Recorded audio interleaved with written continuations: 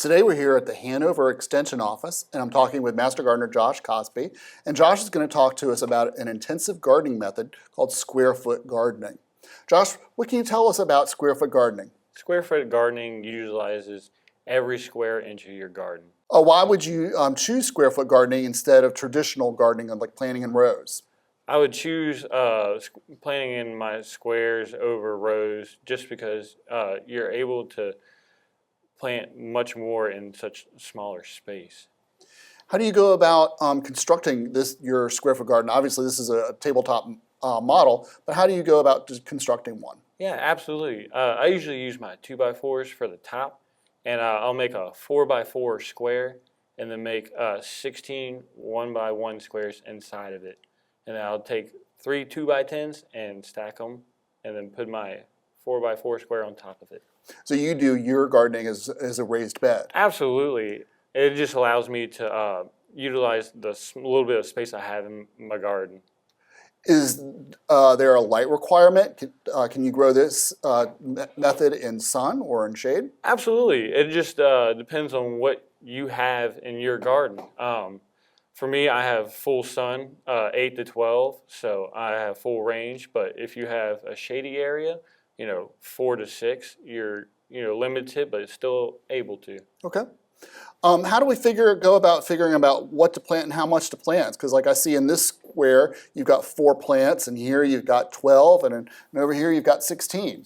Yeah, there's usually a good number reference guide that I stick to with numbers of 1, 4, 6, 9, 12, and 16, and that will be depending on your crop family.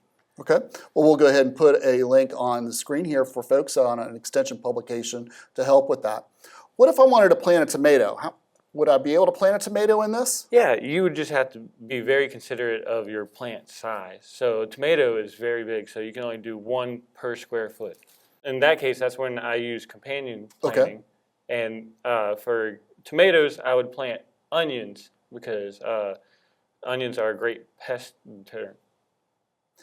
Talking about tomatoes, they are vining tomatoes and non-vining tomatoes. Can we grow vines in a square foot garden? Yeah, absolutely. You just have to be considerate of how many you're planting and where you're planting them. So I plant mine on the very edge of my garden and I put a trellis over top of my garden. Okay, so a trellis on the side or up on the top. Square foot gardening lends itself to easily swap out. Can we, if we planted an early crop, can we plant something in that same spot later? Absolutely. Crop rotation is very key for your square foot gardening, so you don't get soil diseases. Okay.